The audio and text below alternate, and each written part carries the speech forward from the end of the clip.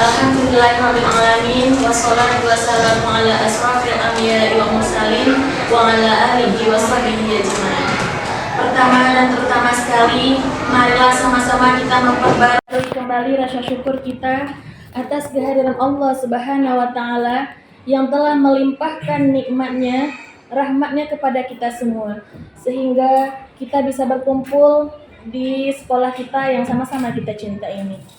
Sholawat beriringan salam tidak lupa juga kita sampaikan buat baginda kita, yakni Nabi besar Muhammad sallallahu alaihi wasallam. Allahumma sholli ala Muhammad wa ala ali Muhammad. Yang kami hormati pengajar praktik CGP Angkatan 8 Kabupaten Tanah Datar, Bapak Malken Oknal MPD. Selamat datang Pak di SDIT Qurrata A'yun. Selanjutnya yang kami hormati Ustazah Denovia Rosianti SHSPD sebagai penanggung jawab sekolah penggerak dan juga sebagai bidang penjamin mutu Yayasan Pendidikan dan Dakwah Islam Widatul Ummah. Selanjutnya yang kami hormati Ustadz-Ustazah yang ikut serta di dalam acara CGP hari ini. Baiklah Ustaz-Ustazah, kita mulai acara kita dengan mengucapkan basmalah. Bismillahirrahmanirrahim. Selanjutnya, marilah kita dengarkan sambutan dari Kepala Sekolah atau yang mewakili dan sekaligus bidang penjaminan mutu Yayasan Pendidikan dan Dakwah Islam Widatul Ummah oleh Ustazah Denovia Rosianti SHSPD. Kepada Ustazah disilakan. Bismillahirrahmanirrahim.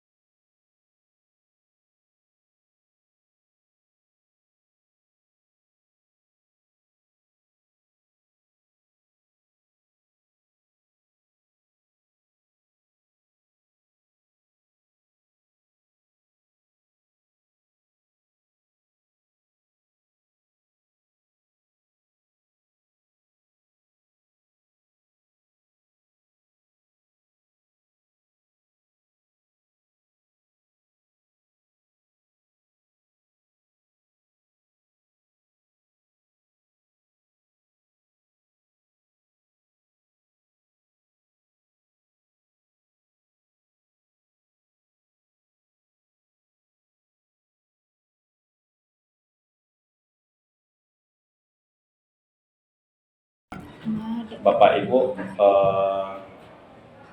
pada kesempatan kali ini izinkanlah kami menyampaikan beberapa hal. Pertama, kami sangat mengapresiasi kepada SD Qurrata A'yun secara umum telah memfasilitasi Bu Sri dengan kegiatannya, karena ada di sebagian sekolah masih sangat sulit untuk mencari jadwal ini Bu, karena harus menghadirkan guru, sementara di kelas anak-anak tidak juga bisa ditinggalkan.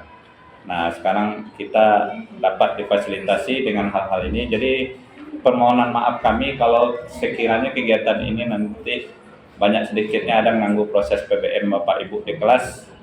Mudah-mudahan kegiatan yang kita lakukan ini bermakna baik dan berkontribusi positif untuk anak-anak kita ke depan.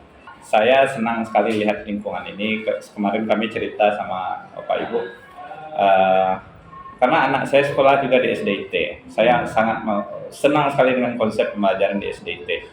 Apalagi saya sangat menarik sekali, ternyata SDIT sudah mulai sekolah penggerak. Karena kalau di kurikulum sekolah anak kami belum menerapkan kurikulum merdeka, Bu. Jadi ini luar biasa sekali terobosan. Saya juga dengar ini salah satu sekolah favorit di Tanah Datar. Jadi terkait dengan hal ini, Bu Sri nanti akan menularkan budaya positif, praktik baiknya ke lingkungan belajar, dan juga mudah-mudahan bisa mengimbaskan ke Bapak Ibu semua. Hingga harapannya kita nanti sekolah kita ini memang betul-betul favorit dari segi luar dan dalamnya. anak-anak mencari orang tua tidak salah menitipkan amanahnya kepada kita Bapak Ibu semua. Ya, walaupun saya tahu Bapak Ibu semua tidak basicnya agama, tapi orang tua sudah tahu dia nitipkan anaknya ke sekolah agama di sini. Nah, jadi ini suatu luar biasa saat kita bekerja, nilai ibadah kita juga ditambah. Kata orang, guru itu separuh kakinya sudah di surga. Mudah-mudahan ini akan selalu menjadi amal soleh bagi kita Bapak Ibu. Di sekolah kami yakin, apalagi ini sudah sekolah penggerak, tim penjamin mutu, tim pengembang kurikulum pasti sudah berdiskusi dengan Bapak Ibu semua untuk merumuskan visi sekolah. Namun itu setelah kita selama ini mendudukkan visi sekolah kan dengan rapat bersama, bukan sekarang Bu Sri mendapatkan satu ilmu baru, ada di modul 1.1, 1.2, 1.3, nanti ada prakasa perubahan. Bagaimana kita merumuskan visi sekolah itu berpihak kepada siswa. Apakah selama ini kita orientasi kita atau bahasa kita saja yang sifatnya mewakili siswa, tapi visi kita di dalamnya secara substansi belum berpihak ke siswa. Nah, nanti akan disampaikan bagaimana ditampilkan visi sekolah. Setelah itu juga akan ditampilkan visi guru penggerak. Nanti akan disinkronkan, akan ketemu.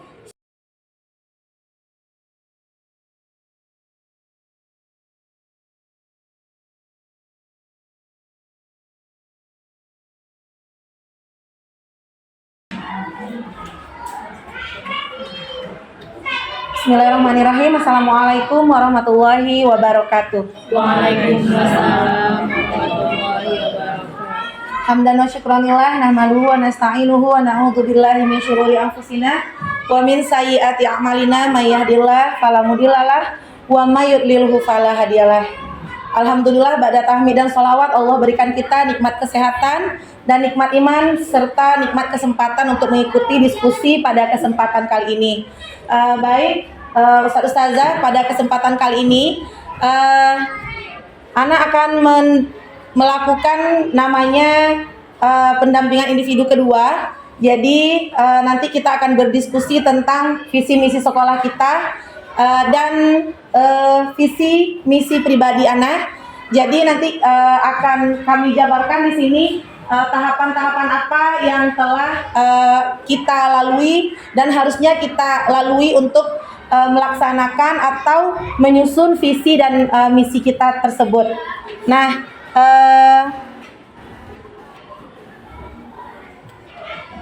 pada kesempatan kali ini alhamdulillah Ana bisa berdiri di sini itu karena bimbingan dari Bapak pengajar praktik, yaitu Bapak Malken Oknal, yang senantiasa selalu bisa dihubungi dengan sangat mudah, bahkan kalau tidak terhubung beliau telepon kita gitu. Jadi sangat banyak ilmu yang telah beliau berikan kepada Ana, baik itu secara emosional, secara kognitifnya gitu. Jadi banyak pengalaman-pengalaman yang telah beliau berikan kepada kami, terkhusus 5 orang anak-anak didik beliau gitu. Jadi selanjutnya terima kasih juga kepada Ibu Ulfa Kasmarantina MPD yang sebagai fasilitator yang senantiasa memotivasi, meski belum pernah bertemu tatap muka tapi senantiasa bertatap maya, tetapi semangatnya setiap hari, bahkan hampir dalam sehari itu ada kadang 2 kali atau 3 kali, bahkan mau menjapri kalau tugas kita belum selesai gitu. Jadi kalau fasilitator itu bisa melihat tugas kita sudah terkirim atau belum, itu beliau bisa berkoordinasi dengan pihak LMS namanya Bu Syifa, jadi beliau bisa langsung berkoordinasi juga seperti itu. Nah, pada kesempatan kali ini kita membahas tentang visi dan prakarsa perubahan sekolah.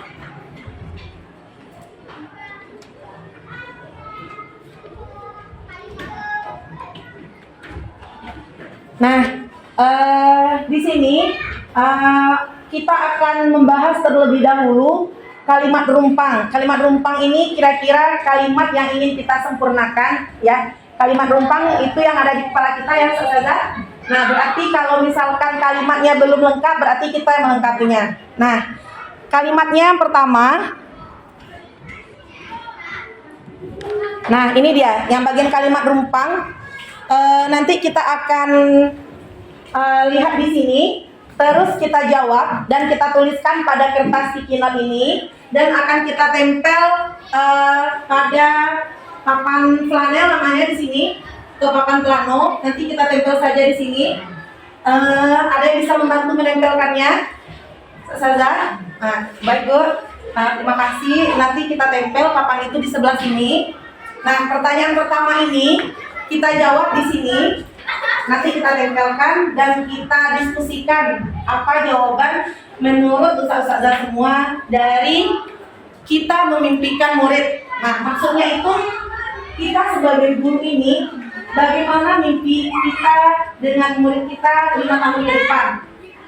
Kan visi dan misi sekolah, visi dan misi kita itu tidak bisa diwujudkan hanya dalam waktu yang sebentar. Nah, atau tahun depan kita mau punya murid seperti apa? Kalau Ana contohkan, misalkan Ana mau punya murid yang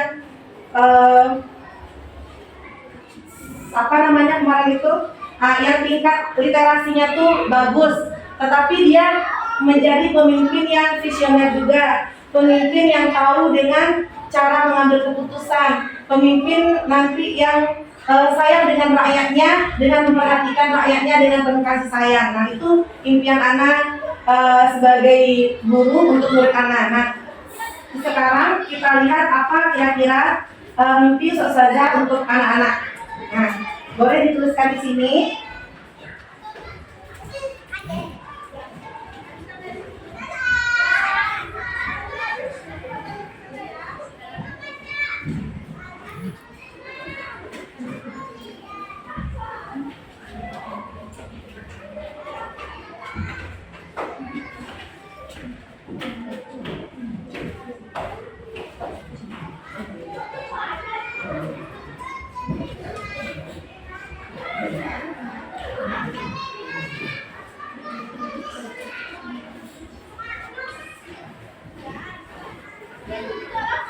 Oke, silakan dalam waktu 2 menit bisa?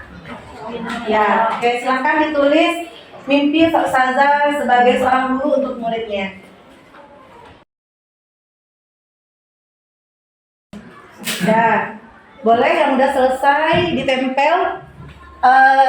Kasih space ya ustazah. Di sini untuk yang pertanyaan pertama, di sini untuk yang kedua. Saya dulu, Zah. Boleh. Silakan Kita sekalian ya, Zah. Iya, Zah.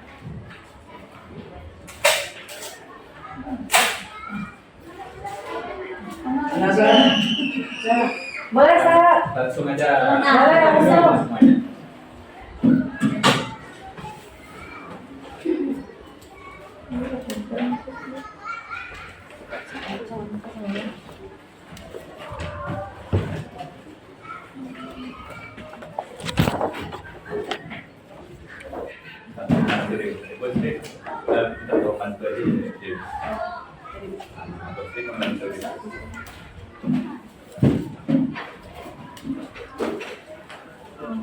Oke, selanjutnya yang kedua, pertanyaan selanjutnya kita diskusikan.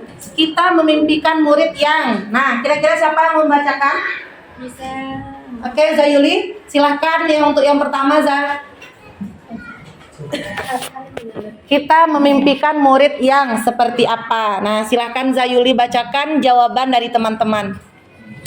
Setelah ini akan kita simpulkan kira-kira murid yang kita inginkan itu seperti apa. Kita memimpikan murid yang, dari jawaban ustazah, yang pertama menjadi generasi yang cerdas, akhlak mulia, meneladani Rasulullah dalam segala tindak tanduk. Lanjut, memimpikan murid yang berkarakter unggul, cerdas dan kreatif. Selanjutnya, memimpikan murid yang menjadikan anak yang berguna untuk agama dan bangsanya. Lalu memimpikan murid yang berakhlak mulia atau mempunyai adab yang tinggi karena adab di atas ilmu. Lalu memimpikan murid yang berakhlak mulia dan menghafal Al-Quran.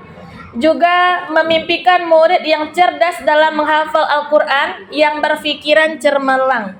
Lalu memimpikan murid-murid kita nanti menjadi murid yang berakhlak mulia, kreatif, cerdas, dan Qurani. Lalu memimpikan murid-murid yang sukses duniawi dan ukhrawi, serta memiliki adab yang sopan dan santun dalam kehidupan sehari-hari. Lalu menjadikan anak-anak yang unggul, cerdas, kreatif, mandiri, dan generasi Qurani. Oke. Itu yang pertama. Mari kita berikan tepuk tangan untuk Ustazah Yuli. Masih ingat tepuk tangan kita Ustazah? Nah, Ana review ya. Tepuk tangan. Ternyata Zahyuli Santiawana. Silakan Kak Yul. Sebelum Terima kasih Ustazah. Baiklah Ustazah, dari yang kita diskusikan hari ini bahwa misi untuk anak kita itu sangat banyak. Yang intinya di sini adalah yang pertama, misi yang pertama itu agamanya. Di agama ini yang kompletnya nanti anak yang hafal Quran, mengamalkan agamanya sendiri dengan baik, sehingga nanti menjadikan anak itu menjadi anak yang berguna untuk agamanya. Dari item-item yang dibacakan oleh teman tadi atau dari yang kita buat tadi kan banyak itemnya, atau makanya dari agama saja dulu sudah banyak itemnya akan diraih atau dikembangkan nanti. Kemudian untuk bangsanya, dari bangsanya itu anak itu nanti akan menjadi pemimpin, akan menjadi ini dan itunya, sehingga anak itu menjadi apa yang dicita-citakan oleh penerus kita yang terdahulu, yaitu yang berguna untuk bangsanya sendiri, sehingga bangsanya itu merdeka dengan kreativitas anaknya itu dari minat dan bakat yang telah ditanamkan atau yang telah dibawa dari sejak lahir, nanti dibesarkan nanti oleh orang tuanya, dibimbing oleh di sekolahnya dan di masyarakatnya, sehingga tujuan apa yang anak itu dilahirkan insya Allah akan dicapainya dengan maksimal mungkin. Itu dari kesimpulan yang saya buat ya Ustazah. Terima kasih. Assalamualaikum warahmatullahi wabarakatuh. Waalaikumsalam warahmatullahi wabarakatuh. Oke, kita sependapat ya, semisi dan sudah dapat kita pahami bersama ya Ustazah. Oke. Nah, apakah menurut Ustazah mimpi kita itu udah sesuai dengan visi kita, yaitu memerdekakan peserta didik? Apakah sudah merdeka rasanya dengan visi yang telah kita buat itu? Ya. Sudah ya, sangat merdeka sekali ya. Nah, selanjutnya yang kedua, kita percaya bahwa murid adalah... Nah, jadi kira-kira siapa yang mau membacakan? Boleh Ustazah Siti, silakan Zah. Oke, baik, di sini saya akan membacakan. Kita percaya bahwa murid kita adalah manusia yang bisa dididik dan dilatih sesuai dengan perkembangan dan harapan kita. Kemudian, murid yang kita gali dan kembangkan potensinya. Dan selanjutnya yaitu murid adalah manusia yang memiliki potensi yang perlu dikembangkan baik dari bakat, minat, dan akal.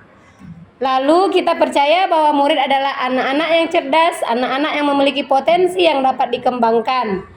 Kemudian saya percaya bahwa murid adalah anak yang memiliki potensi, maka kewajiban kita sebagai guru adalah mengembangkan anak sesuai dengan potensinya.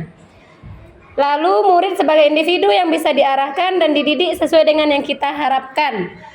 Kita percaya bahwa murid adalah siswa yang setiap individu memiliki kemampuan yang bisa kita kembangkan dan makhluk yang bisa kita bentuk ke arah yang lebih baik. Murid adalah pemimpin peradaban. Kita percaya bahwa murid punya potensi yang unik. Oke, good job. Big applause untuk Zah Siti. Tadi Ustaz Yul kita juga lupa ya. Kasih big applause untuk Ustaz Yul. Oke, baik. Kita sudah percaya bahwa murid itu adalah pemimpin peradaban yang sedang kita siapkan. Ya, itu kesimpulannya Ustazah? Oke. Nah, selanjutnya pertanyaan ketiga. Di sekolah kita mengutamakan apa? Apa yang sedang kita utamakan? Ustazah pasti sehari-hari itu dalam kesehariannya udah ada mengutamakan apa? Apakah adab dulu? Ataukah ilmu yang penting? Apakah kognitifnya atau keterampilannya? Ataukah harus keren proyeknya, apakah anak kita harus juara dia ketika olimpiade. Nah, nanti seperti itu yang Ustazah tuliskan pada kertas sticky note-nya. Yang keempat, murid kita di sekolah sadar betul bahwa jadi kalau di sekolah kira-kira yang difahami oleh murid kita seperti apa di sekolah kita ini. Nah, sekarang minta tolong coba Ustazah jawab pada sticky note tadi. Boleh diambil dengan warna yang berbeda.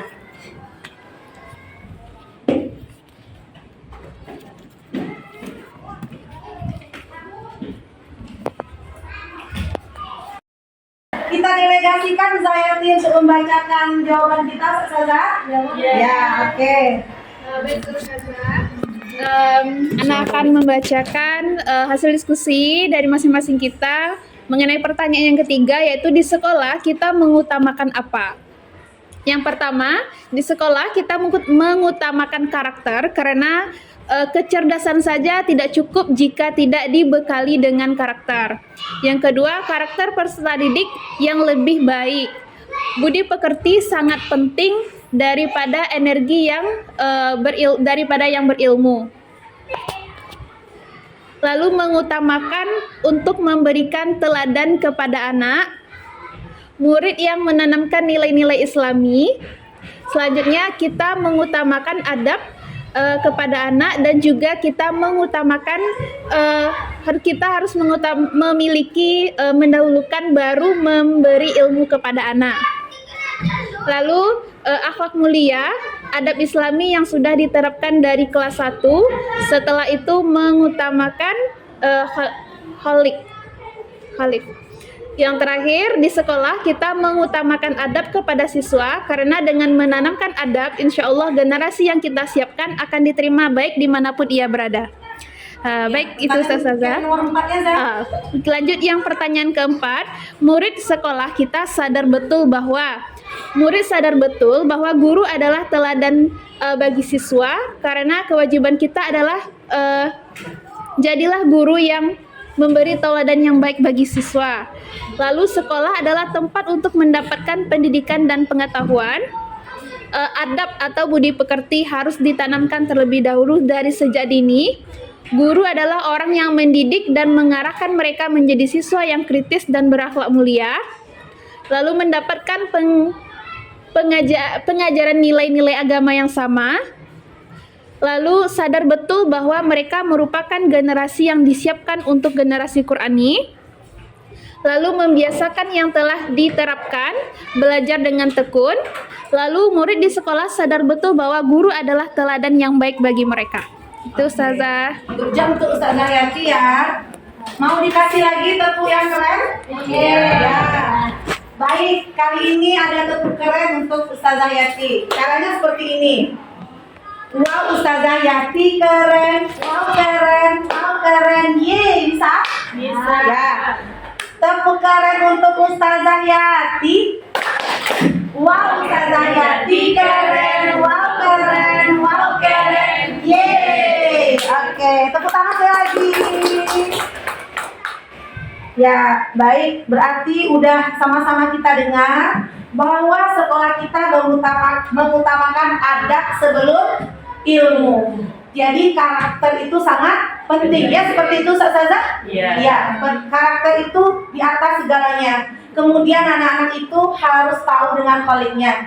Di sini tadi ada anak mendengar kita lebih mengutamakan agar anak-anak itu mengenal dengan Sang Penciptanya. Jika mereka telah mengenal dengan Sang Penciptanya, maka hatinya akan mudah kita sentuh. Tapi kalau dia tidak tahu dan tidak kenal dengan Allah atau dengan Tuhannya, maka kita akan sulit menyentuh hatinya karena hatinya akan menjadi keras.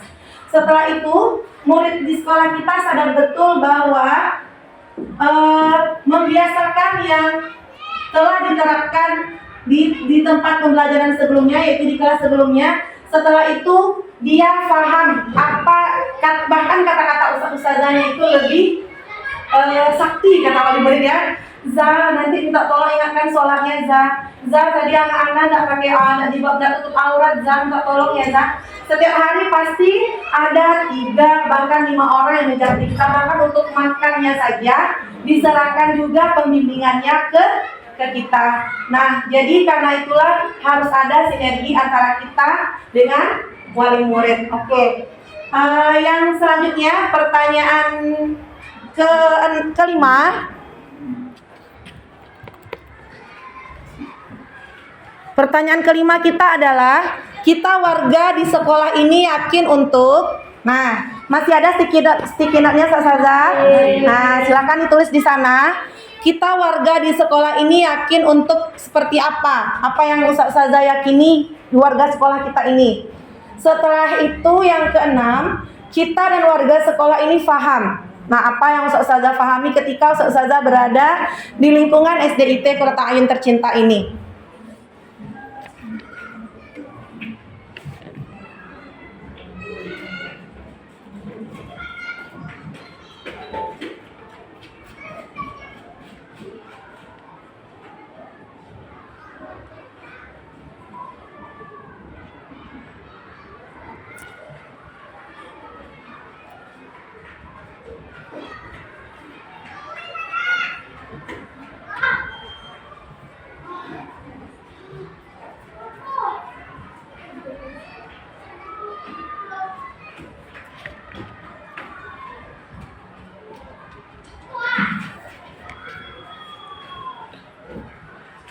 Gak mau dia dong. HDMI-nya kan kayak gitu.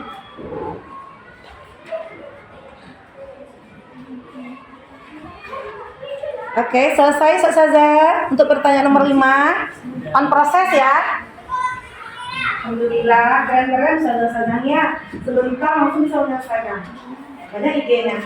Boleh yang udah selesai, boleh Ustaz. Yang nomor 6, pertanyaan kita, apa yang kita pahami? Nomor 6, anak kembalikan ya.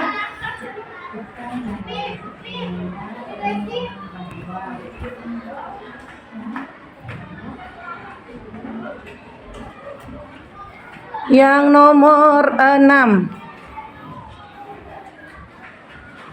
kita dan warga sekolah paham. Nah, apa yang kita pahami?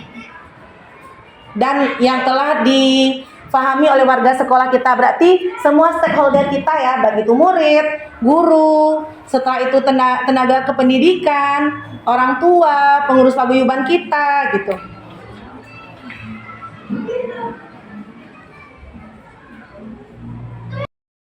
Yang akan bacakan untuk kita semua.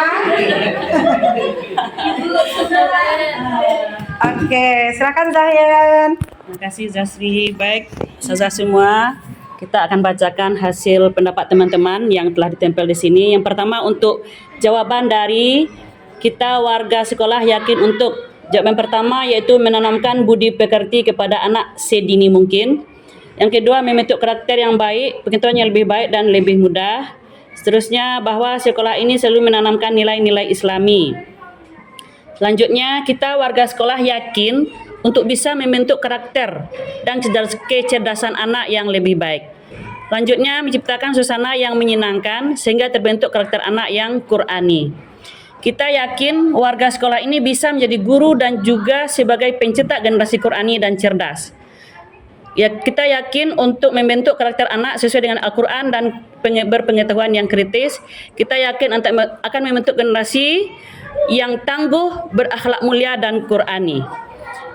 Untuk pertanyaan yang nomor 6, kita warga sekolah paham betul bahwa anak perlu bimbingan dari gurunya karena keterbatasan orang tua dalam mendidik anaknya di rumah. Lalu dengan kerjasama dengan semua pihak sekolah, guru, orang tua dan masyarakat, tujuan pendidikan akan lebih mudah dicapai.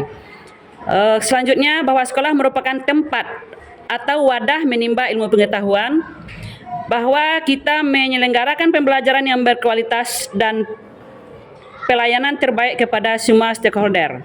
Sekolah ini adalah tempat di mana siswa bisa berkreatif dalam mengembangkan kemampuannya. Karena sekolah paham kalau kita merupakan toladan bagi anak didik kita di sekolah. Kita paham bahwa wali murid memberikan kepercayaan kepada kita untuk mendidik anak mereka agar ibadah dan kemampuan kognitifnya meningkat. Kita paham bahwa tauladan sangat penting dalam membentuk karakter siswa dan kerjasama seluruh warga sekolah untuk pembentukan karakter peserta didik dan pembimbingan dalam kognitifnya atau pengetahuannya. Demikian Ustazah pendapat teman-teman kita tentang jawaban dari pertanyaan kelima dan keenam. Terima kasih. Assalamualaikum warahmatullahi wabarakatuh. Waalaikumsalam warahmatullahi wabarakatuh. Oke, berikan big applause untuk Zayen. Ya, kita udah selesai menjawab apa pertanyaan dari nomor 5 dan nomor 6. Sekarang kita akan mengkorelasikannya.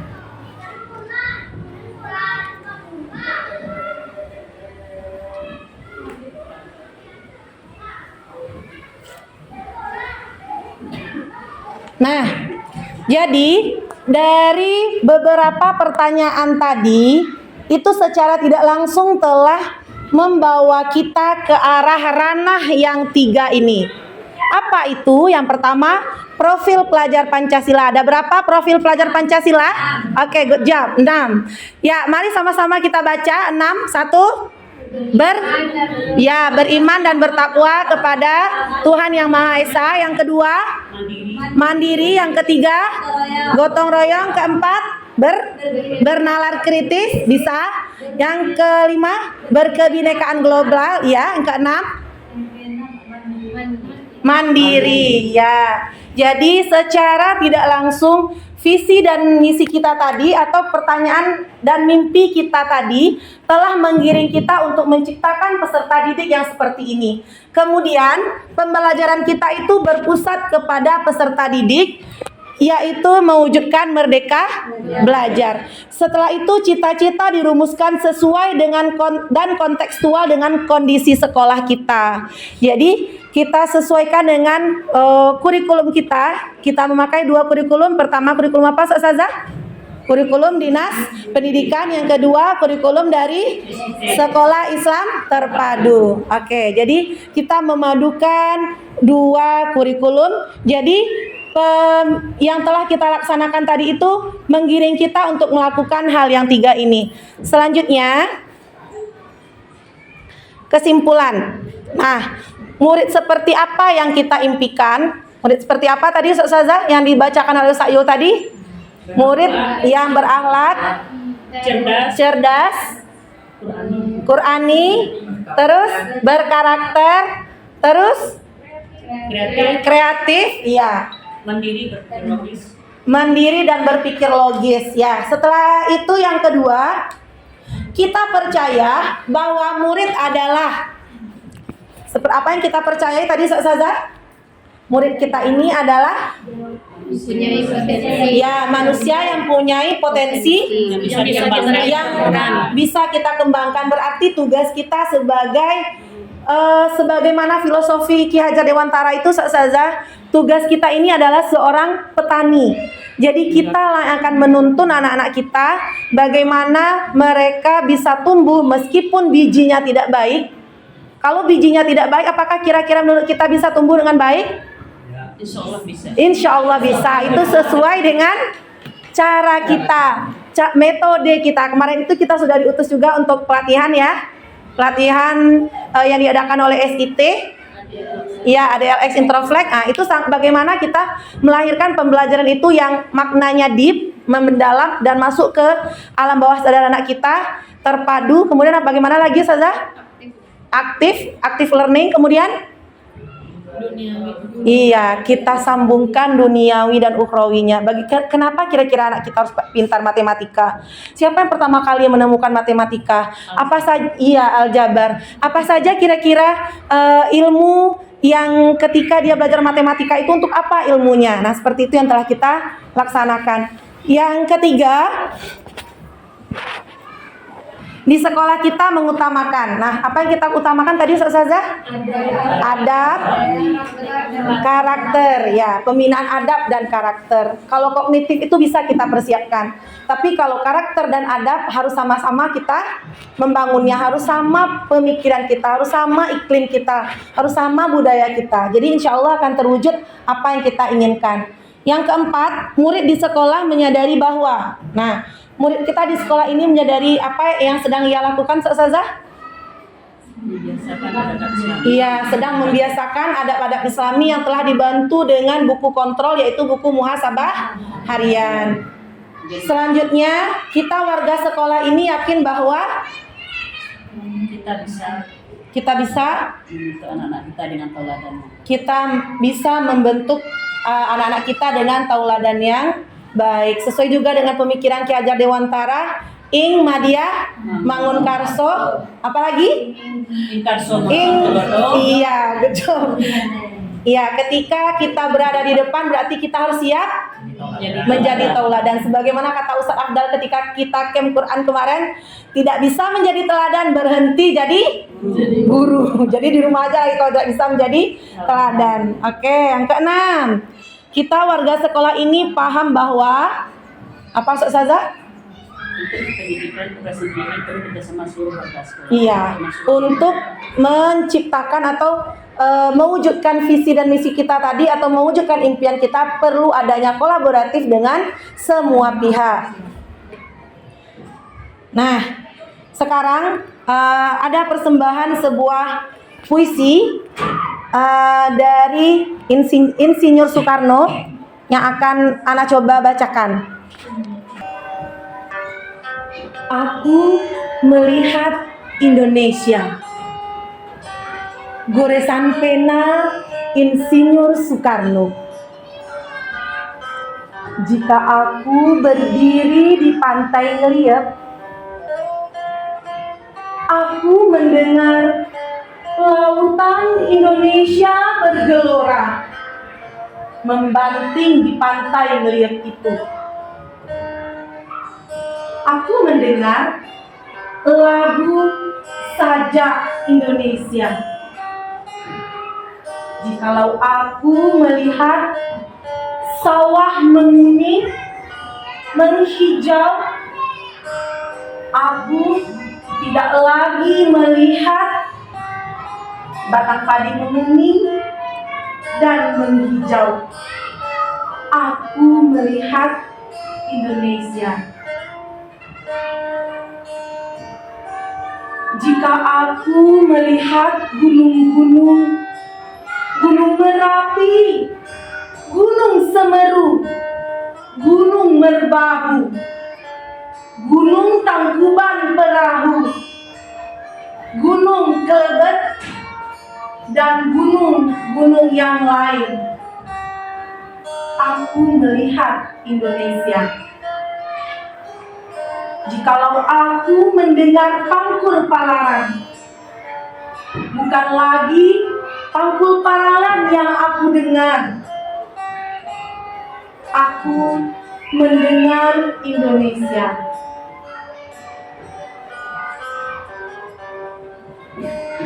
Jika aku menghirup udara ini,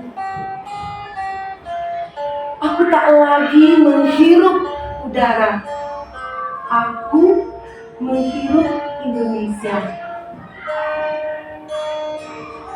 Jika aku melihat wajah anak-anak di desa-desa dengan mata bersinar-sinar,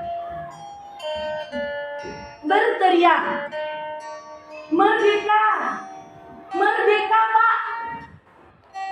Merdeka!" Aku bukan lagi melihat mata manusia, aku melihat Indonesia. Nah, jadi dari puisi yang Ana bacakan tadi, Ustazah, kira-kira apa ya visi yang sedang digagas oleh Bapak Insinyur Soekarno tadi? Kemarin itu ketika pertama kali mendengar puisi ini, Ana menangis, Ustazah. Ya Allah, ternyata yang kita lakukan selama ini ada beberapa miskonsepsi ya gitu. Terkadang kita hanya fokus ke anak-anak yang seperti ini. Terkadang ketika mereka salah, kita langsung meninggikan suara, antum nih lagi nggak dengar ustazah loh. Nggak sayang ke ustazah ya. Ternyata itu kita menjadi pribadi yang membuat rasa bersalah di hati anak. Nah, jadi nanti ketika kita berbagi budaya positif itu, ustazah, kami akan membahas kembali tentang apa itu segitiga restitusi. Nanti ada fasenya ya. Kalau Anda sampaikan sekarang semuanya tertarik nanti itu ketemu kita lagi. Nah, selanjutnya Bapak Soekarno menggunakan metafora untuk menggambarkan segala potensi yang terkandung di Indonesia. Puisi di atas menunjukkan visi Presiden Soekarno akan wujud kesatuan dari ragam kekayaan yang ada di Indonesia. Jadi Indonesia ini sebagaimana telah kita rasakan, negara yang sangat kaya, makmur gitu ya. Bahkan batang ubi saja, kalau misalkan kita pergi umroh ya, ada pernah lihat batang ubi di sana tumbuh? Enggak ya. Kalau di kita di sini enggak sengaja pun kita buang, apakah dia hidup? Ya. Jadi sekarang bagaimana kita menggali potensi-potensi yang ada di setiap anak-anak kita, bagaimana kita menggali potensi-potensi yang belum atau masih tersimpan di dalam anak-anak kita itu, bagaimana kita mengeluarkannya agar benar-benar tahun 2045 itu cita-cita kita Golden Generation for Indonesia, generasi emas untuk Indonesia itu lahir dari kita. Apakah kita tidak bahagia nanti kalau kita melihat anak kita yang telah kita didik jadi Pak Camat, jadi guru yang sangat digugu dan ditiru oleh anak-anaknya, jadi penghafal Al-Quran, tetapi dia sebagai dokter juga kesehariannya, atau sebagai Pak Polisi yang kalau ketemu, siapa? Tidak seperti itu ya, Assalamualaikum Pak. Nah, kan harusnya Pak Polisi itu tidak harus juga dibuat-buat harus serem ya. Boleh juga Pak Polisi yang seperti sekarang udah kita lihat ini. Nah, jadi mari sama-sama kita berusaha untuk membuka cakrawala kita. Selanjutnya kita bedah yaitu visi SDIT Qurrata A'yun. Nah, siapa yang hafal visi kita? Nah, jadi nanti indikatornya seperti apa? Indikator yang telah ada di visi kita itu terwujudnya generasi Qur'ani yang berkarakter unggul, cerdas, kreatif, dan mandiri. Itulah visi sekolah kita. Nah, sekarang kita bedah indikatornya dari yang pertama. Generasi Qur'ani itu apa yang dimaksud dengan generasi Qur'ani yang ada di visi sekolah kita? Yaitu generasi yang rajin membaca, memahami, menghafal, dan mentadabburi Al-Quran. Yang kedua, generasi berkarakter, yaitu generasi yang memiliki karakter Islami dan budaya 5S. Apa itu Ustazah? Senyum, salam, sapa, sopan, santun. Ya. Yang selanjutnya generasi unggul. Apa yang kita maksudkan dengan generasi unggul? Generasi yang memiliki keunggulan diri baik dalam bentuk sikap maupun perilaku. Selanjutnya generasi cerdas. Nah, apa maksud dari generasi cerdas yang kita inginkan itu? Generasi yang memiliki kemampuan berpikir kritis. Ya. Selanjutnya generasi kreatif. Yang kita maksudkan di sini adalah generasi yang kreativitas baik dalam berpikir maupun bertindak. Selanjutnya generasi mandiri. Generasi yang percaya diri, mampu bekerja sendiri, menguasai keahlian dan keterampilan sesuai dengan pekerjaan, menghargai waktu dan bertanggung jawab. Iya, itu indikatornya Ustazah? Ya. Nah, ini dia visi kita terwujudnya generasi Qur'ani yang berkarakter unggul, cerdas, kreatif, dan mandiri. Nah, misi. Ketika kita berbicara tentang misi, berarti tahapan-tahapan atau langkah kita untuk mewujudkan visi tersebut. Yang pertama, menanamkan nilai-nilai Qur'ani melalui kegiatan intrakurikuler, kokurikuler, ekstrakurikuler, dan pembiasaan di lingkungan sekolah. Yang kedua, menyelenggarakan pembelajaran yang berkualitas sesuai dengan bakat, minat, dan profil pelajar Pancasila. Yang ketiga, mengembangkan kreativitas dan kemandirian melalui kegiatan intrakurikuler, kokurikuler, dan ekstrakurikuler. Yang keempat, memfasilitasi tumbuh kembangnya bakat, potensi, dan prestasi peserta didik melalui berbagai aktivitas intrakurikuler dan ekstrakurikuler. Nah, beberapa pertanyaan yang akan kita berikan untuk visi sekolah kita. Yang pertama, ini dijawab juga, Pak? Yang ini kita jawab juga, Pak? Dia memang visi misinya nggak salah. Dia memang kan fokus kita tentang visi sekolah kita selama ini. Ini ya memang ini poin. Ya, oke. Baik, Ustazah, tapi kita tulis juga, Pak? Enggak ya, Pak? Pak kembangkan ke sesuai dengan yang kita sampaikan. Oke, pertanyaan terhadap visi sekolah.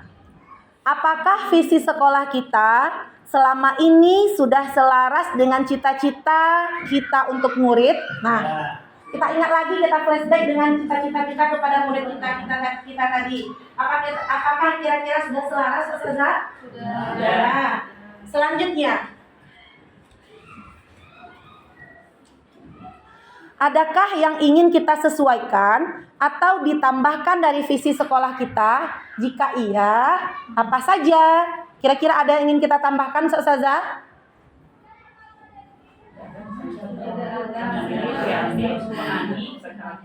Iya, sudah terrangkum semua ya, Ustazah? Ya, alhamdulillah. Selanjutnya, pertanyaan terhadap visi sekolah. Apa saja bentuk konkret sikap dan perilaku murid yang mencerminkan visi sekolah yang telah kita rumuskan tadi? Nah, kira-kira apa bentuk konkret sikap dan perilaku murid?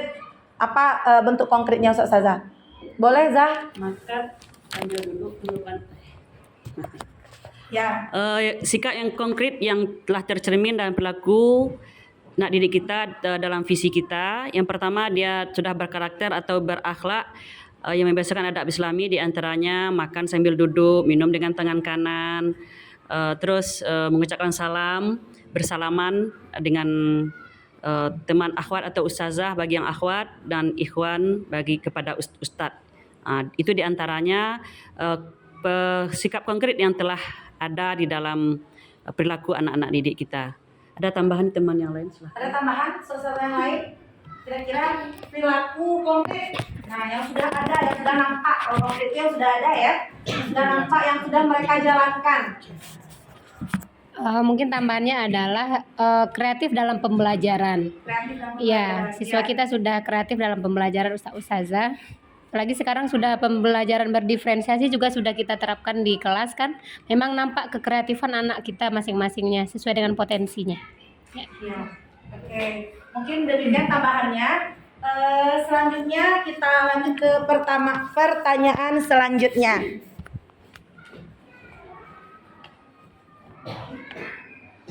Apa saja bentuk konkret sikap dan perilaku guru yang mencerminkan visi sekolah yang telah kita rumuskan tadi? Nah, kira-kira guru kita apa saja bentuk konkret sikapnya yang telah mencerminkan visi sekolah yang telah kita rumuskan tadi?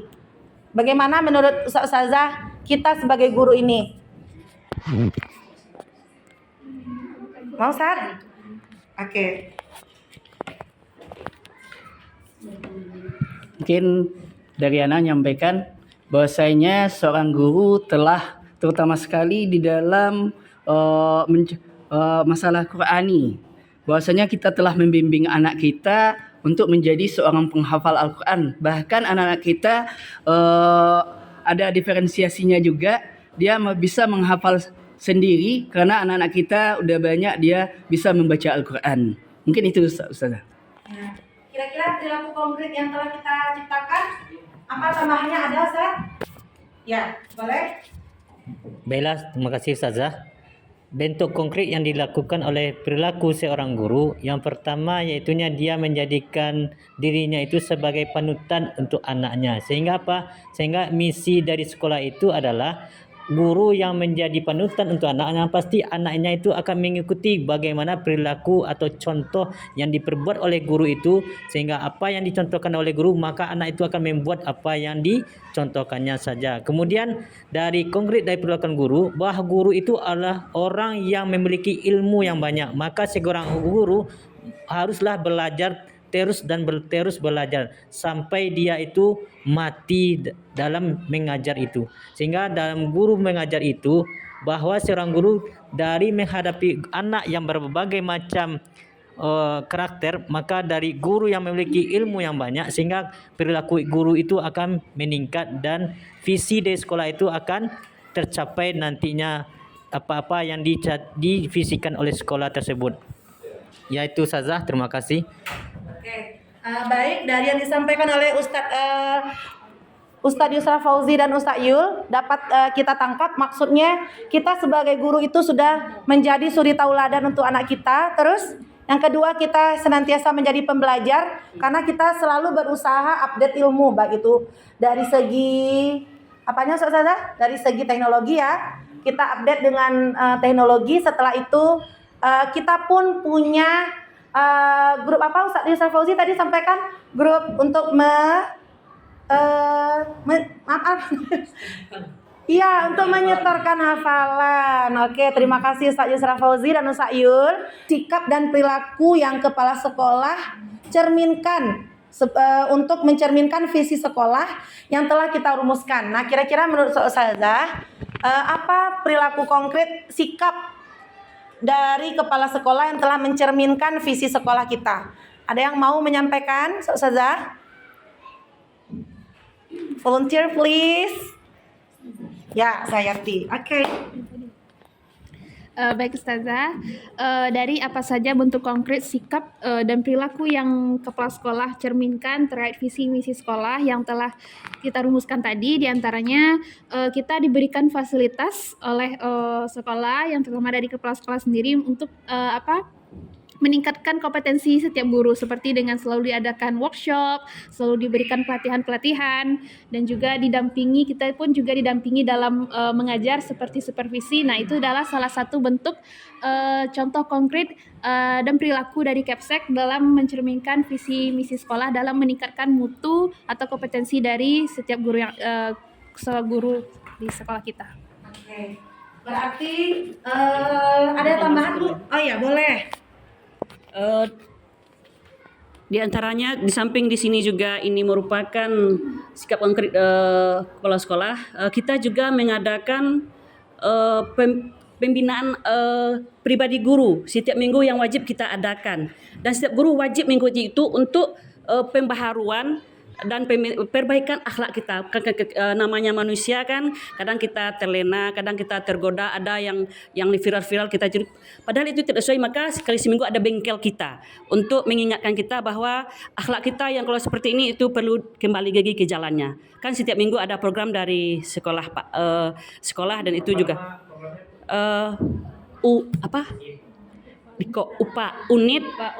unit pembinaan anggota di sekolah. Di situ salah satu anggota ta'ayun. Jadi ada pembinaan setiap kami kali seminggu, dikelompokkan beberapa orang, itu dibentuk karakter para guru ini, Pak. Terima kasih, itu tambahannya. Ya, berarti dari yang telah dilakukan, sikap konkret yang telah dilakukan kepala sekolah, pertama beliau memberikan kita fasilitas dan membimbing kita untuk selalu senantiasa meningkatkan kompetensi. Setelah itu memberikan kita kelompok-kelompok kecil atau kelompok-kelompok pembinaan, bagaimana di sana kita bisa setoran hafalan, di sana kita diingatkan apakah sepekan itu baguskah lisan kita gitu ya, apakah dalam kita dalam berkinerja bagaimana emosional kita gitu ya. Jadi kita ditempa juga di sana dan disiapkan ruh kita atau pribadi kita, atau inner beauty kita ya, inner beauty kita agar senantiasa bisa memberikan keteladanan kepada peserta didik. Selanjutnya, apa saja bentuk konkret sikap dan perilaku orang tua mencerminkan visi sekolah yang telah kita rumuskan tadi. Nah, kira-kira sikap orang tua kita yang telah mencerminkan visi sekolah kita itu seperti apa, Ustazah? Siapa kira-kira yang mau? Zalis? bentuk konkret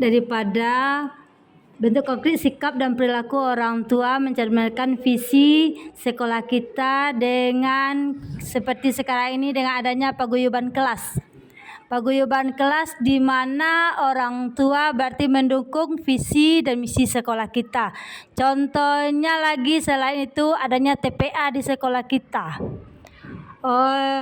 Berarti orang tua di sini juga diikut sertakan di dalam program paguyuban kelas kita dengan program kelas orang tua namanya dengan adanya tahsin dan tahfiz di sekolah kita. Mungkin itu. Dan ada juga kelas inspirasi namanya yang bisa didatangkan dari luar atau diambil dari orang tua wali murid kita. Mungkin itu. Iya. Ada tambahan Zaliska? Terima kasih Zalis. Baiklah, mungkin sedikit tambahan dari Ana. Kalau menurut Ana, bentuk konkret sikap dan perilaku orang tua yang mencerminkan visi sekolah kita itu salah satunya dengan cara adab berpakaian orang tua, di mana kita sudah mensosialisasikan kepada wali murid bahwa pada saat menjemput dan mengantar anak itu diwajibkan kita berbusana muslimah. Bagi yang orang tua atau bundanya yang menjemput, maka diusahakan untuk tidak memakai celana lepis misalnya dan berjilbab yang syar'i. Nah, kemudian bagi yang para ayah yang jemput anaknya juga sama, kita tidak izinkan untuk memakai celana pendek, kemudian juga tidak diizinkan untuk merokok di lingkungan sekolah, dan itu bisa kita lihat selama ini masih terjaga di sekolah kita. Berarti kita melihat perilaku orang tua yang juga mencerminkan visi dari sekolah kita. Mungkin hanya itu. Baik Za, terima kasih telah menyampaikan apa-apa bentuk sikap orang tua kita yang telah mencerminkan visi sekolah kita. Oke, big applause untuk Zariska sama Zalis. Terima kasih Za. Selanjutnya dari murid, apa saja bentuk konkret sikap dan perilaku yang telah dilakukan oleh murid kita yang telah mencerminkan visi sekolah kita? Selanjutnya kita masuk kepada sesi 2 ya Pak. Berarti udah selesai tadi Pak. Oke, berarti boleh ini saya tambahkan ini untuk kita semua di sekolah. Perilaku orang tua mencerminkan visi sekolah. Ini visi itu, kalau kita bicara visi itu kan mimpi kita dan apa yang kita tuangkan dalam KTSP sekolah. Nah, yang menjadi pertanyaan bagi saya, sejauh mana kita melibatkan orang tua dalam mewujudkan visi sekolah ini? Selama ini, mohon maaf, ini kalau kita ambil ke sekolah yang biasa, yang umum ya, kita memanggil orang tua itu hanya untuk pengambilan rapor, lalu rapat kenaikan kelas, atau kemudian rapat tentang awal tahun untuk rapat paripurna untuk pembayaran uang sekolah. Nah, kecenderungan selama ini termasuk di sekolah saya juga, kita tidak ada melibatkan orang tua dalam menentukan visi sekolah ini. Kadang-kadang orang tua itu juga punya usulan. Apakah sudah kita akomodir di sini keterlibatan orang tua dalam penentuan visi sekolah atau belum? Kalau ini sekedar saran saja, kalau bisa ke depannya kita akomodir juga, tidak perlu semua atau perwakilan orang tua. Kita hadirkan dalam rapat, apa usulan kita ke depan. Selama ini yang kita bawa kan hasil jadi. Ini visi sekolah, misi sekolah kita, ini tata tertib sekolah kita, ini ketentuan sekolah kita. Silakan dibaca ya Bapak Ibu. Nah, apakah sudah kita libatkan orang tua dalam pembuatan visi sekolah ini? Itu pertanyaannya kira-kira. Kalau enggak, bisa ini dijadikan masukan untuk ke depan, karena kita sekarang kan mengubah visi lagi ya. Ya, boleh dijawab Zayan? Kalau untuk perumusan visi dan misi itu ada di bawah. Ada ya. Ya, di minimal berapa di sekolah. Ya. Kemudian untuk keterlibatan wali murid juga, kita juga sekali semester itu Pak, kita minta kertas saran kepada wali murid. Kemudian di samping itu juga wali murid mengisi lewat Google Form di antaranya itu ya Pak ya, apa yang dialami anak di sekolah, apa yang tidak disukai dari sekolah kita, kemudian apa saran, apa perbaikan masukan untuk sekolah, apa perbaikan untuk ustaz-ustazahnya. Itu kita adakan dengan lewat Google Form sekolah, apa masukan untuk yayasan, itu diminta lewat Google Form kepada wali murid, disebarkan setiap kelas Pak. Nanti mereka mengisi Google Form tuh nanti dibaca oleh kepala sekolah dan timnya gitu Pak. Nah. Ya, Pak, itu yang minta nih, Pak. Biasa tepuk tangan untuk SD. Selama ini kan enggak sekolah lain kita tak ada Pak, seperti itu. Tapi visi misi kan guru aja rapat di sekolah dalam loka karya kan. Nah, ini visi misi kita nanti kita sebar atau kita sampaikan lewat panduan buku MKS anak-anak. Karena keterlibatan mereka ada. Kadang-kadang kita buat aturan harus datang sini. Sebenarnya hal sederhana saja harus kita libatkan, tidak bisa kita saja yang buat. Misalnya rambut harus segini panjangnya dari mapa, sementara sekarang tidak ada undang-undangnya apa itu. Kita nggak bisa memotong rambut, itu sudah ada undang-undangnya perilaku tidak menyenangkan. Itu bisa diperkarakan juga kita. Jadi selama ini kita kan masih sebelah saja. Kita aja yang buat, orang tua kalau nak ke sekolah kalau sekolah yang lain silakan cari sekolah lain. Kalau ini kan bagus kita libatkan orang tua untuk memberikan input ke sekolah, artinya kontribusi mereka ada, jadi terjawab pertanyaan yang terakhir, keterlibatan orang tua. Ini yang kecenderungan yang kurang apa Ibu. Ini saya sudah kunjungi CGP beberapa sekolah dan memang seperti itu yang dia sampaikan. Kita kan dari sekolah negeri juga kita pahami. Kita kadang-kadang ya loka karya memang Anda libatkan komite. Komite itu sebenarnya tidak mewakili orang tua keseluruhan. Kadang-kadang komite itu karena anaknya lah terlambat, cuma komite pun tidak bertukar-tukar kan. Kadang-kadang komite itu dengan orang tua yang lain tidak ada komunikasi. Tapi kalau kita buka lewat Google Form, jadi semua input kita terima. Artinya mereka merasa dilibatkan dalam sekolah. Oke, terima kasih Bapak Ibu. Ini jadi inspirasi, nanti saya sampaikan juga ke sekolah yang lain. Silakan lanjut Bu.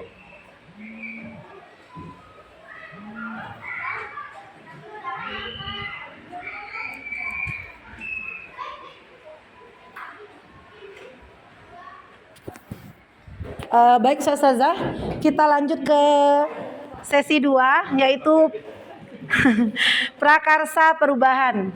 Nah, di sini Ana akan menjelaskan perubahan yang kita lakukan itu melalui beberapa tahap. Yang pertama itu adalah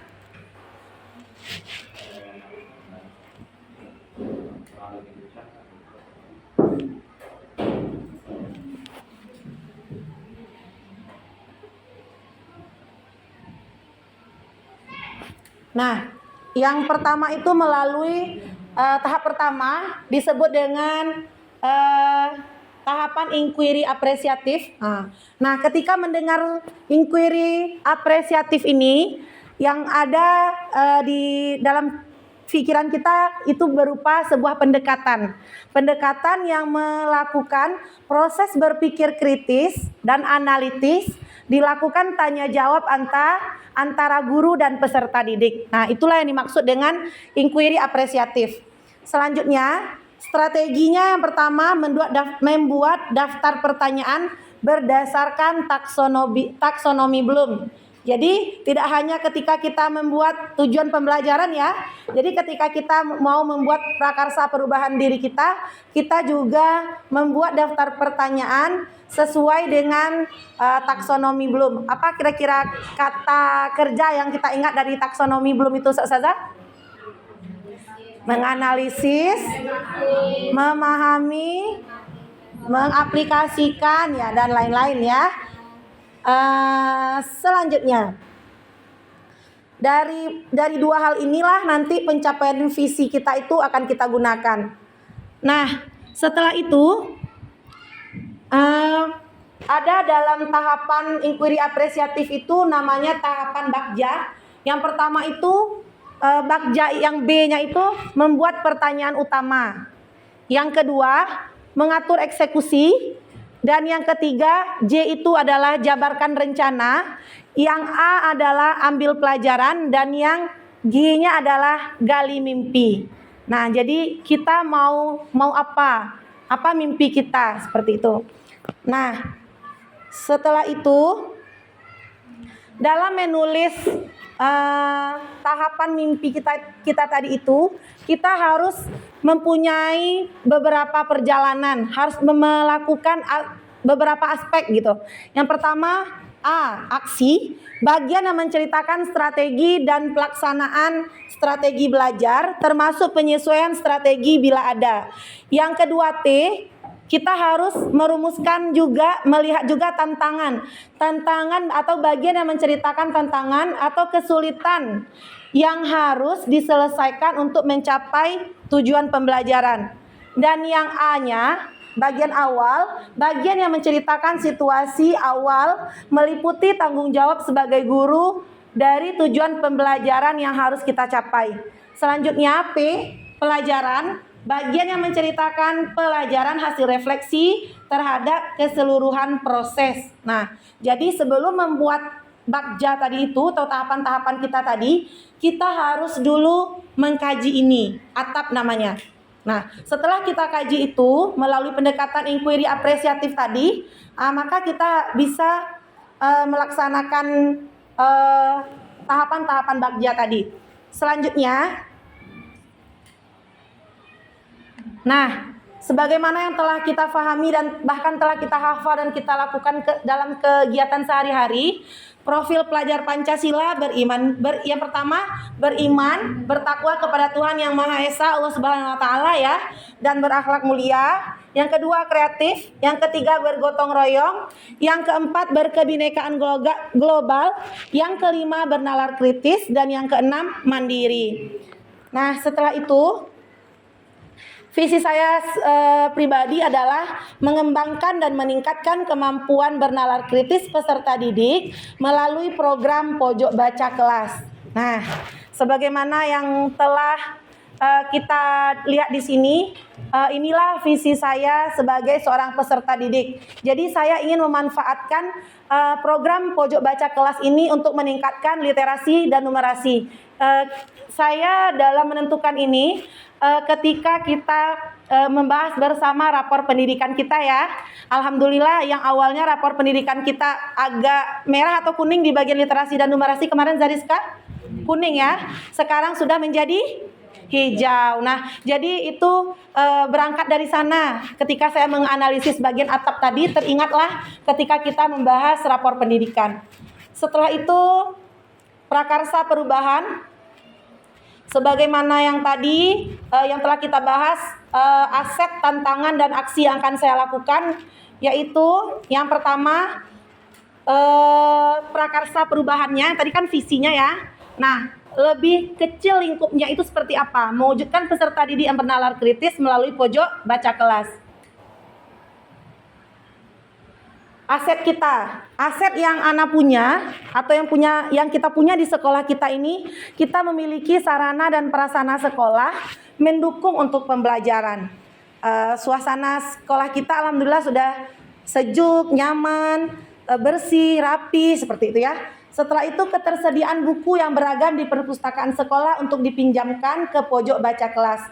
Sebagaimana yang dibikin alurnya oleh petugas perpustakaan melalui koordinasi dengan kepala sekolah kita diberikan kesempatan untuk meminjam buku secara bervariasi dan boleh juga dikembalikan dan ditukarkan lagi dan kita ambil lagi yang baru. Nah, setelah itu dukungan dan fasilitas dari orang tua tentang pengadaan rak pojok baca di kelas. Sebagaimana yang telah Ana dapati ketika kelas 2 Mina kemarin itu, orang tua itu sangat antusias dia untuk pengadaan yang tidak ada di bagian rak pojok yang tidak ada di bagian pojok baca kita. Yaitu kemarin mereka membelikan rak, setelah itu membelikan kasurnya, setelah itu pengadaan wakaf galang bersama, wakaf rombongan atau wakaf berjamaah untuk pengadaan buku kemarin itu di kelas Ana Muhammad Tauladanku. Jadi di sana ada 10 seri. Jadi anak-anak sangat senang sekali di sana. Jadi ketika jam istirahat anak-anak tidak sibuk lagi berlari ke sana kemari. Jadi mereka senang berada di pojok baca. Kemudian ada juga Lego kemarin itu. Lego itu selain karena warnanya menarik, itu juga dapat melatih motorik anak kita. Jadi anak kita yang berkebutuhan khusus akan terbantu melalui permainan Lego itu. Selanjutnya, tersedianya guru yang telah dilatih untuk pustakawati dan guru yang kreatif dalam membuat pojok baca yang indah dan nyaman. Sebagaimana yang telah kita perhatikan di kelas kita, pojok bacanya bervariatif dan sangat indah ya. Dari sanalah aset yang dapat Ana simpulkan untuk sekolah kita. Setelah itu tantangan. Nah, tantangan yang sama-sama kita rasakan adalah bagaimana cara membimbing peserta didik untuk terbiasa meletakkan kembali buku yang telah dipinjam pada tempatnya. Kadang-kadang kala anak-anak kita karena bel sudah berbunyi, lupa lagi untuk menaruhnya, apalagi untuk kelas rendah. Tapi bagaimana nanti trik-trik kita untuk bagaimana mereka terbiasa meletakkan barang yang telah mereka pinjam kepada tempatnya. Setelah itu aksi yang ingin Ana lakukan yaitu membantu peserta didik dalam mengakses sumber belajar dalam rangka mewujudkan kemandirian dalam belajar, terutama dalam mengerjakan tugas, memberikan tugas yang tidak terlalu membebani kepada peserta didik. Sebagaimana yang telah kita punya Chromebook ya. Jadi nanti kita sebagaimana yang telah kita bahas ketika pertemuan selanjutnya, pertemuan kemarin itu kita bagaimana bisa mempergilirkan memakai Chromebook itu agar semua terakomodasi. Selain itu kita juga punya TV monitor LED ya yang bisa tersambung ke internet. Jadi aksinya kita membantu peserta didik dalam mengakses sumber belajar agar kemampuan anak-anak kita itu dalam belajar terakomodir. Ada yang audio, ada yang visual, ada yang audio visual. Nah, seperti itu Ustazah. Selanjutnya, sedikit roadmap atau perjalanan atau tahap-tahap yang akan Ana lakukan ketika merealisasikan Bagja Prakarsa Perubahan. Yang pertama itu bagian B-nya adalah buat pertanyaan atau define. Jadi kita punya pertanyaan utama untuk kita jalankan. Setelah itu ambil pelajaran atau discover. Yang ketiga gali mimpi atau dream. Selanjutnya J, jabarkan rencana atau desain kita seperti apa. Yang A, atur eksekusi atau deliver. Selanjutnya, nah ini dia konkretnya seperti ini. Buat pertanyaan utama dibuat untuk menentukan arah penyelidikan kekuatan, aset, potensi, peluang. Setelah itu kita mendefinisikan tujuan, memprovokasi atau menginisiasi perubahan atau disebut juga dengan prakarsa. Biasanya hanya 1 atau 2 saja secara redaksional menyertakan dengan prakarsa perubahan yang telah ditulis.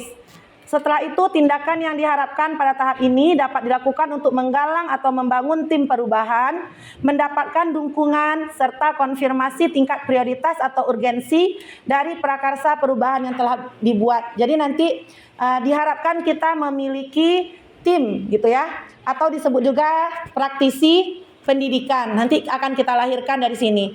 Setelah itu pertanyaannya, bagaimana cara meningkatkan kemampuan berpikir kritis peserta didik melalui program pojok baca kelas? Nah, tindakannya yaitu melakukan diskusi dengan kepala sekolah dan rekan teman sejawat guru. Selanjutnya, bagaimana solusi yang dapat diberikan agar pojok baca dapat meningkatkan kemampuan berpikir peserta didik? Nah, jawabannya mencari referensi dari praktik baik tentang cara meningkatkan kemampuan berpikir kritis. Sekarang sudah banyak di YouTube ya, Ustazah. Jadi kalau kita punya jiwa pembelajar itu, kita ketika buka YouTube atau buka media sosial yang akan kita cari adalah misalkan bagaimana cara melahirkan asesmen diagnostik non kognitif, atau misalkan apa sekarang lagu pembuka pembelajaran yang sedang hits ya. Itu kemarin tuh sudah diajarkan juga di kelas 3 Jabar Rahmah. Ustazah boleh berkunjung nanti ke kelas kami dan bermain bersama anak-anak kami. Selanjutnya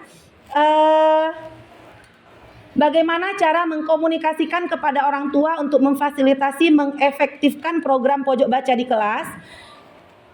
Yang jawabannya kira-kira seperti ini, mencari tahu kemampuan berpikir kritis peserta didik melalui asesmen diagnostik. Nah, sebagaimana yang telah Ustazah lakukan juga ya.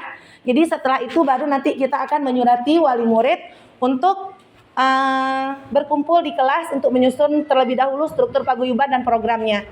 Setelah itu, buku dan ensiklopedi apa yang sesuai dengan dan menarik bagi peserta didik. Nah, jadi yang menarik bagi peserta didik itu kita adakan tanya jawab sebagaimana yang di sini tadi ya.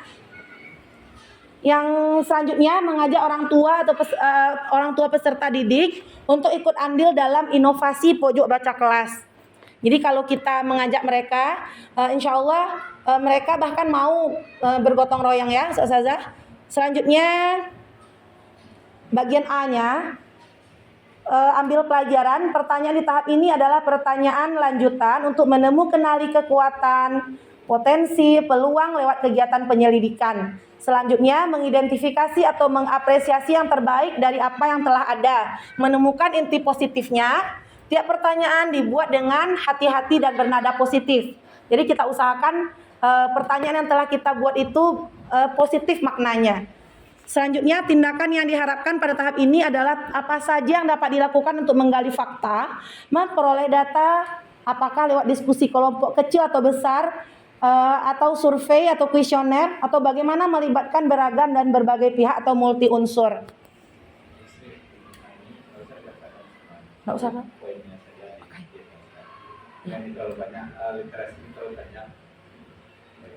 Baik Pak. Nah, pada ambil pelajaran ini tahapnya kita cari di sini siapakah guru yang memiliki kemampuan dalam menghias pojok baca. Setelah itu di sekolah mana pojok baca kelas yang programnya dapat meningkatkan kemampuan berpikir peserta didik. Jadi kita cari juga sumber relevannya. Nah, setelah itu G yaitu gali mimpi atau dream kita. Kita membuat apakah program pojok baca kelas dapat meningkatkan kemampuan berpikir kritis peserta didik. Nah, kira-kira tindakannya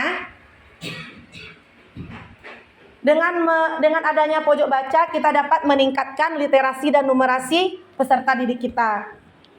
Setelah itu, dengan adanya pojok baca kelas membuat peserta didik rajin berkunjung dan berlama-lama untuk membaca pada pojok baca. Setelah itu, orang tua dan guru bersemangat juga untuk melengkapi pojok baca kita di kelas. Yang J, yaitu jabarkan rencana.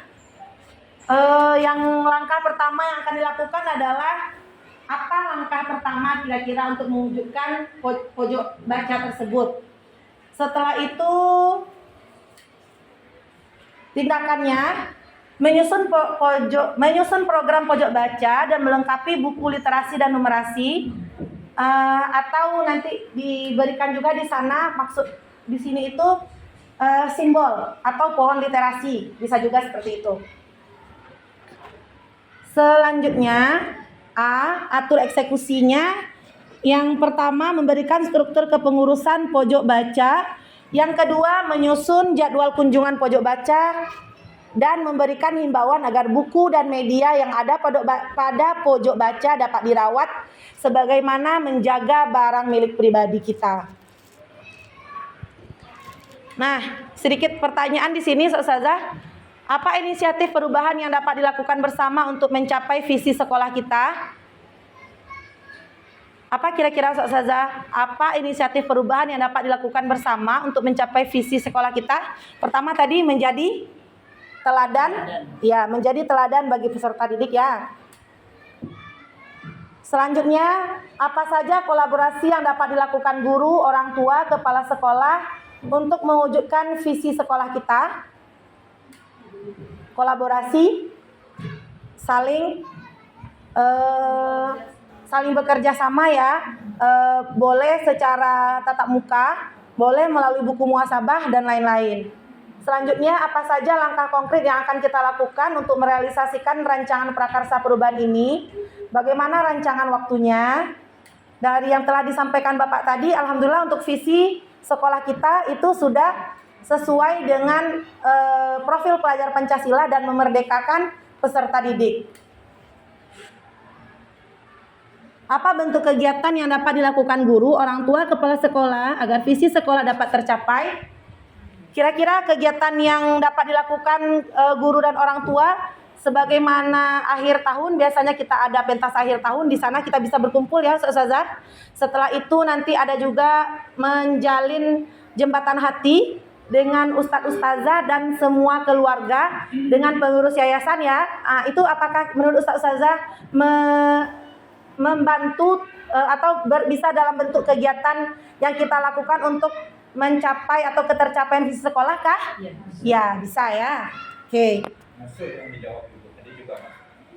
Ya, memberikan Google Form untuk saran dan masukan terhadap semua yang berkaitan dengan program sekolah kita. Oke, mungkin demikian presentasi saya pada kali ini. Terima kasih Ustazah untuk diskusi hangatnya. Terima kasih untuk ide-ide bernasnya. Dan Ana ucapkan semoga Allah balasi semua waktu yang Ustazah berikan, semua ide, semua pokoknya sebagaimana yang telah Ana tulis kemarin ya. Sekecil apapun bantuan dan dukungan Ustazah sangat berarti sekali bagi Ana. Meskipun hanya seutas senyuman yang setiap pagi Ustazah berikan kepada Ana yang sedang berdiri rambutnya seperti itu ya. Tapi alhamdulillah ya. Tapi alhamdulillah Ana menikmati proses ini Ustazah. Jadi mari sama-sama, sekarang sedang dibuka juga CGP angkatan 10. Meskipun nano-nano rasanya Ustazah, tapi ternyata yang telah kita lakukan itu banyak juga yang telah benar dan ada sedikit miskonsepsi kita. Jadi bagaimana menurut Ana CGP ini sangat membantu kita mewujudkan visi misi sekolah kita. Jadi bagaimana kita melahirkan jiwa-jiwa pembelajar tadi Ustazah. Billahi fisabilil haq, fastabiqul khairat. Assalamualaikum warahmatullahi wabarakatuh.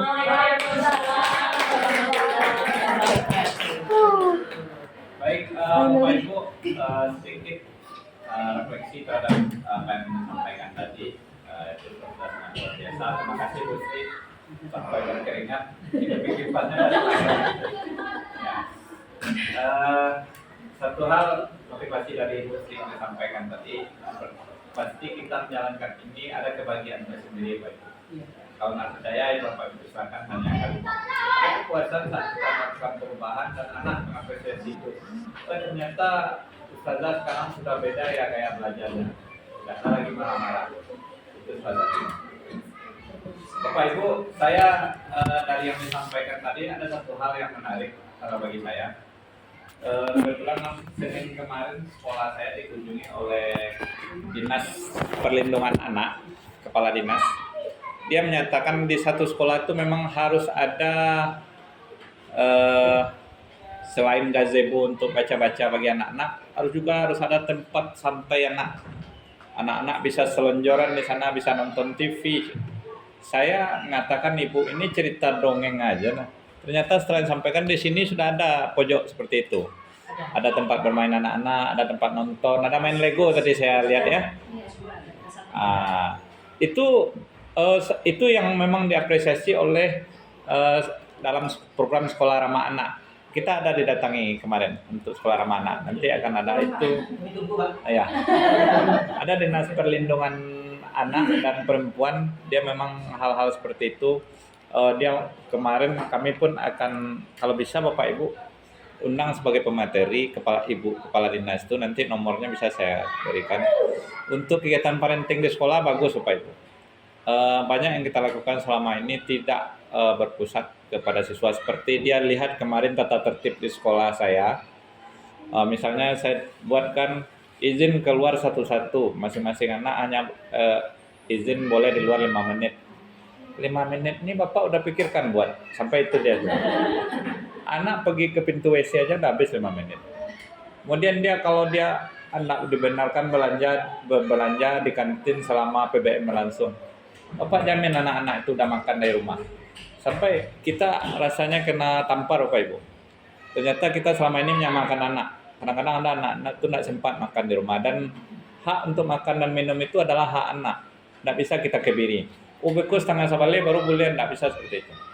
Makanya dianjurkan kemarin kalau bisa pagi itu, kalau Bapak masuk 7:15, 1/4 jam pagi itu buat juga jam untuk makan, nggak apa-apa. Karena itu hak asasi anak. Jangan kita langsung, oh nggak boleh keluar, izin 5 menit, kalau lewat 5 menit. Kalau buang air besarnya keras gimana Bapak Ibu katanya. Kalau dia nggak bisa, antrian di WC, sebanyak ini siswa berapa WC Bapak Ibu. Kami sampaikan WC kami ada sekian. Nah, berapa itu? Persentase WC itu satu WC itu untuk 20 sampai 30 anak, 20 anak. Ini WC Bapak segini cuma anak Bapak hampir 1000. Ternyata Bapak Ibu yang kita lakukan itu banyak. Kita belum berpihak ke siswa selama ini. Jadi saat parenting nanti bagus juga ini untuk membuka cakrawala kita berpikir ya kan. Itu Kepala Dinas Perlindungan Anak provinsi itu dia bermarga sama dengan Pak Rambe, dia bermarga Medan juga, dia orang Medan juga, tapi Islam ya. Luar biasa Bapak Ibu, saya terinspirasi banyak dari sekolah ini. Bukan membesar-besarkan, memang seperti itu. Kita sudah, orang memikirkan kita sudah berjalan ya. Semen Padang ini nampaknya. Kita sudah berbuat sebelum orang memikirkan. Ya.